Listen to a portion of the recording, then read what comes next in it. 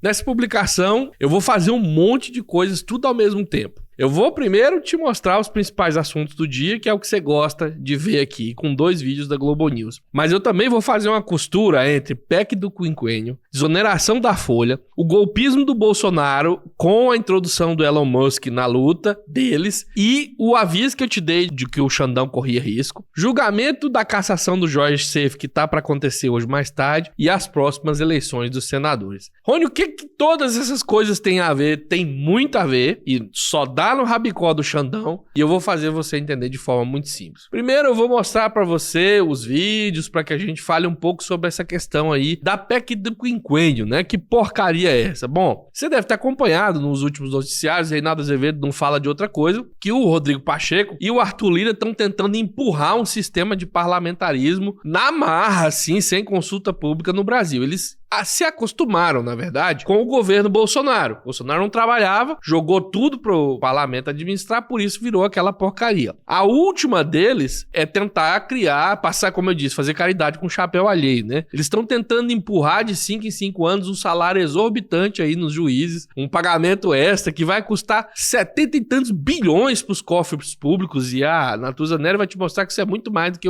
a despesa com universidade, é mais que o Bolsa Família, e só porque sim, porque ele quer ser o bonzão entre os juízes do Brasil aí. Igual o Bolsonaro fazia com os militares, ele agradava os pequenos para fazer pressão contra os grandes. O Rodrigo Pacheco quer o juiz do lado dele, mas não dos STF, ele tá fazendo isso pelos do STF. Bem, tem também a questão da desoneração da Folha, que é dispensar um dinheiro enorme sobre a folha de pagamentos de servidores públicos e funcionários de certos setores da empresa, que isso já estava acontecendo, mas acabou o prazo, que o governo estava contando que aquilo não fosse prorrogado. E não deveria ter sido. É igual quando você tá devendo a prestação do seu carro, você fica 25 anos esperando o financiamento acabar, na hora que acaba o cara quer fazer mais outro financiamento de 25 anos e pôr você pra pagar e ele andar no carro, né? Porque quem vai ficar de bonzinho nessa história aqui não é o governo Lula. É porque todo mundo sabe que quem tá tentando fazer a desoneração ser estendida ou criar uma nova, que é o jeito correto de falar, é o Congresso. Essas duas coisas são evidências de que existe um atrito entre o parlamento e a presidência. Na verdade, eu nem diria um atrito, né?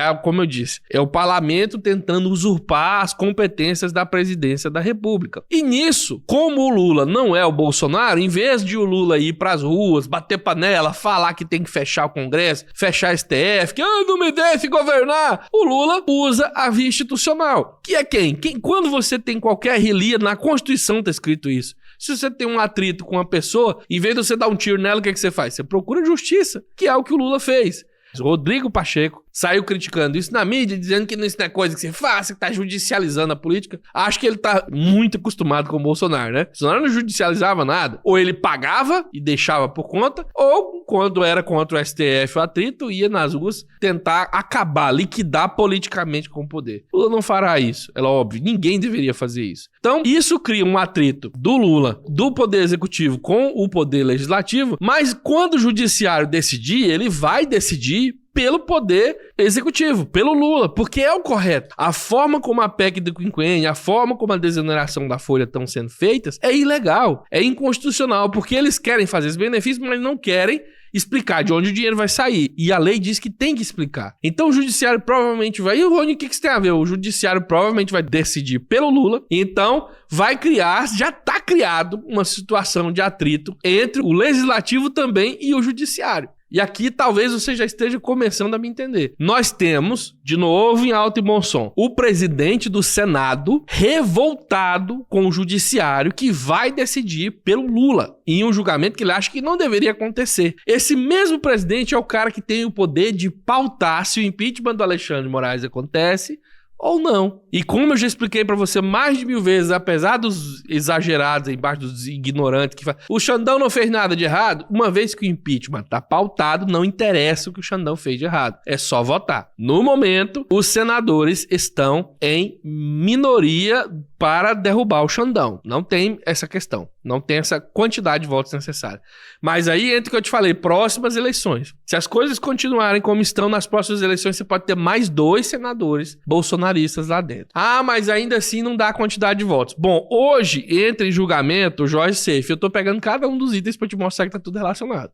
Hoje, mais tarde, Jorge Seife, senador bolsonarista, inexpressivo, vai ser cassado, ou deveria ser cassado pelo TSE. Foi aprovado lá no país de Curitiba, mas aqui no TSE a cassação dele é dada como certa, porque as provas são robustas, por abuso de poder econômico, por ter se envolvido, utilizado da infraestrutura das lojas Avan sem declaração e sem tolerância para isso na legislação, para se eleger em desvantagem dos seus concorrentes. Então, se o TSE, e aí é o que a Daniela Lima que vai explicar para você daqui a pouco, isso cria ainda mais atrito entre o STF e o parlamento, e o Rodrigo Pacheco. Ah, mas é o TSE que vota, são os mesmos ministros. Só faz um rodízio ali e também continua sendo a cúpula do Poder Judiciário brasileiro de forma geral. São a mesma coisa nesse sentido. Então vai aumentar ainda mais o atrito da Câmara, do Senado contra o STF. Você sabe que desde o começo do canal aqui, toda vez que é pra caçar um senador, toda vez que é pra caçar um deputado, fica esse bate-boca, eles se pegam de um e dente, porque a Câmara, ela age com protecionismo, não com profissionalismo. Ela não fala assim, você está errado, você vai ser caçado. Para elas é uma ofensa, um ultraje, um outro poder vir e caçar uma pessoa que foi eleita pelo povo, mesmo que ela seja bandida. Essa é a função do TSE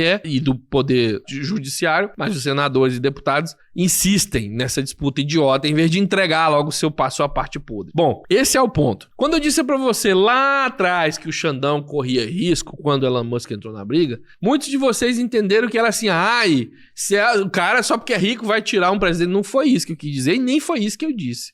Em todos os momentos eu disse, o Xandão, ele tá comprando briga com vários setores da sociedade quando ele atua dessa forma. Uma boa parte dos advogados não acha que ele tá certo. Uma boa parte dos jornalistas que temos aí não acha que ele tá certo. Já envinha um gringo com a força da opinião norte-americana comprada para poder também falar que ele não tá certo. Isso não manda nada.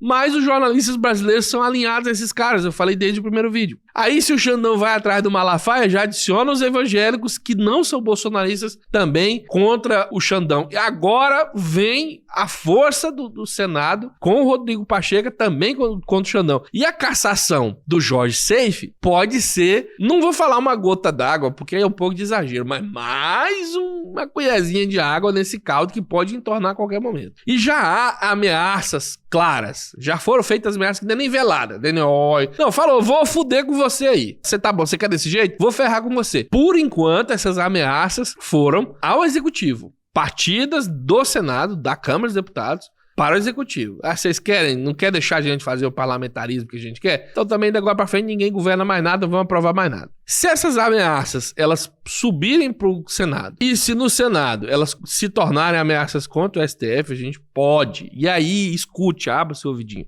Pode. Não estou dizendo que vai acontecer. E essa pode haver complicações, até mesmo pro ministro Xandão, porque vai ser ele que vai ser caçado. Se eles quiserem dar um troco no STF, eles não vão caçar o mais incompetente, o Nunes Marques, ou que o Bolsonaro indicou, eles vão pegar o Xandão. Isso aí você pode escrever. Vai ser ele que vai ser. O julgamento vai ser levantado de impeachment contra ele. Agora, só pra não dizer que fui eu que disse, porque quando eu falo, o pessoal fica louco. Uns me batem porque eu defendo o Xandão, outros me batem porque eu acuso o Xandão. Vocês têm que decidir, afinal de contas, eu defendo ou eu acuso? Na verdade, ouça o que eu digo, eu defendo a justiça. O Xandão do lado da justiça, eu tô defendendo ele, né? Então vamos começar com a Daniela Lima te falando exatamente o que eu disse, mas reduzindo o foco, né? Porque ela não voltou tão atrás a ponto de voltar no Elon Musk, no golpismo de Bolsonaro, mas basicamente a mesma coisa. Aí você já deixa aquele seu like, já deixa aquela sua inscrição. Você que conheceu o canal agora, a gente tá aqui há mais de 5 anos, quase 1 milhão de inscritos. Esse mês a gente bate 1 milhão de inscritos, especialmente se você que tá aí ouvindo, clicar agora na chamadinha e assinar lá pra gente saber que você tá aí firme, ajudando politicamente o Xandão que você quer, beleza? Então vamos lá ouvir Daniela Lima, Globo News. Conversando com ministros de cortes superiores, eles disseram, olha, esse julgamento no TSE a gente precisa avaliar, ter em conta que vivemos um ambiente de embate entre o Congresso e o governo, o Congresso e os... Conversando com ministros de cortes superiores, eles disseram, olha, esse julgamento no TSE a gente precisa avaliar, ter em conta que vivemos um ambiente de embate entre o Congresso e o governo, o Congresso e o Supremo, inclusive com ameaças não veladas, diretas, ditas, por escrito muitas vezes, de votação de projetos que retaliem ministros do Supremo, seja impondo ali uma espécie de mandato a eles, ou mesmo que preguem a revisão do papel da mais alta Corte Constitucional do Brasil. Nesse ponto, o Judiciário fez ali uma espécie de conta, né, sobre perdas e danos que a eventual cassação do Jorge Seife possa ter. Porque na avaliação de integrantes de cortes superiores, apesar desse personagem não ser um personagem de grande monta política dentro da conjuntura de Brasília, né, ele é um senador e pode despertar um espírito de corpo dentro do Senado Federal que já não está muito, digamos, piscando os olhos para o Supremo, cujos integrantes estão lá à frente do Tribunal Superior Eleitoral. Neste caso, é o ministro Alexandre de Moraes. Eu vou acelerar aqui. O ministro Alexandre de Moraes deve ter, neste personagem, o último grande nome a ser julgado pelo TSE durante a sua gestão como presidente. Por conta disso, o judiciário está prevendo rigor no julgamento de Seife. Ou seja, as chances, né, de haver uma condenação por conta da monta de provas obtidas pelo Ministério Público Eleitoral são grandes. Agora, qual vai ser o tamanho do impacto político disso? Vai ficar restrito às hordas mais radicais do bolsonarismo, a qual Seife está afiliado, ou pode despertar o espírito de corpo do Senado Federal? Não se sabe. Isso ainda é uma incógnita. Agora, a discussão bateu, por óbvio, nos gabinetes de integrantes do Tribunal Superior Eleitoral, inclusive de aliados do ministro Alexandre de Moraes. E a resposta à especulação sobre o impacto político ou sobre um eventual gesto de trégua ao bolsonarismo, ao Congresso, por meio desse personagem, foi: as pessoas ainda não entenderam que o TSE julga fatos e não se importa nem com gestos, nem com contexto político, só com os fatos. Muito bem, esse recadinho, inclusive, aí é para aqueles que pensam em retaliação. Fatos, o TSE está julgando, porque tem que fazer. Mas esses fatos julgados podem despertar a ira dos senadores, né? Ainda mais. Já o vídeo da Natuza Neri, eu vou trazer só porque ela tá explicando, e eu não trouxe isso pro canal profundamente ainda, a questão dessa PEC do quinquênio aí. E a explicação dela é boa porque ela não foca muito no que é, mas em quanto vai custar, que é o que interessa pra você. Tá dando dinheiro pra juiz? Quanto é? Você já vai saber que é e que esses caras já ganham bem, né? Então vamos ouvir. Eu fico vendo o argumento do senador Rodrigo Pacheco e eu fico de cara, porque esse Pacheco não combina com o Pacheco de outrora. Porque o Pacheco de outrora dizia o seguinte, que tem que zelar pelas contas públicas, porque o Brasil precisa ser fiscalmente responsável, porque a equipe econômica tem que cuidar das contas públicas como se estivesse cuidando das contas da própria casa. E, de repente, ele rasga a fantasia e 43 bilhões para dar penduricalho pro judiciário. E com isso, eu queria até fazer um disclaimer. Eu não estou dizendo que os servidores do judiciário não merecem reestruturação de carreira, não merecem ganhar mais. Acho que todo mundo merece ganhar mais pelo ofício que faz. Acontece que se a gente colocar em paralelo outros setores da administração pública, você vai cair para trás. Sabe quanto é que se gasta com universidades? 7 bilhões. Sabe quanto se quer gastar com esse penduricalho para juízes e funcionários do judiciário? 43 bilhões. Estavam aí, outro dia, os institutos federais pedindo aumento de salário. 7 bilhões eles recebem. 7 bilhões para formar as cabeças brilhantes desse país e que algumas vão, inclusive, para este mesmo judiciário. Com dinheirinho assim, ó, desse tamanho. Agora vamos fazer um outro comparativo que a gente fez no episódio. Te convido muito a ouvir o episódio de hoje do assunto. Tá no G1. 160 bilhões de reais é o que se gasta com 21 milhões de famílias do Bolsa Família. 21 milhões. 21 milhões. 43 bi. 160 bi para 21 milhões. 43 bi vão para 38 mil pessoas. Olha lá, padre. 38 mil pessoas vão abocanhar 1/3 do que vai para a Bolsa Família para mais de 20 milhões. Percebe que a conta é um assinte de qualquer ângulo que você olhe?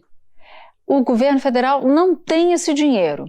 Muito bem. A conta que ela fez é maravilhosa no sentido de mostrar como é discrepante, né? É sempre esse negócio, pra pobre não tem dinheiro. Pra fazer graça pra juiz tem. Será que realmente o juiz tá ganhando pouco no Brasil? Eu digo que dinheiro muito, que parece muito pra pobre. Na verdade, num país injusto como o nosso, ele acaba não sendo tanto dinheiro assim. Mas se você vai fazer justiça, vamos começar por quem ganha menos, né? Vamos começar por quem ganha 1.000, quem ganha 1.500. Quando a gente chegar em quem ganha 30 mil, daqui 50 anos a gente aumenta, né? É um absurdo. E é claro, eu não tô sendo hipócrita, não tô fazendo falácia, não. É porque realmente o juiz no Brasil não é o problema nesse momento. Na questão do salário, não é não. Né? Não é por isso que a economia está estagnada, não é por isso que as pessoas estão passando fome, não é por isso que as pessoas estão morrendo em fila de saúde. Não, não é porque o juiz está ganhando pouco. É porque o pobre não está totalmente incluído ainda na economia. Lula está fazendo isso, a gente aumentou várias posições, o país melhorou, a fome diminuiu, desemprego lá embaixo, o desemprego ruim por demissão voluntária está aumentando,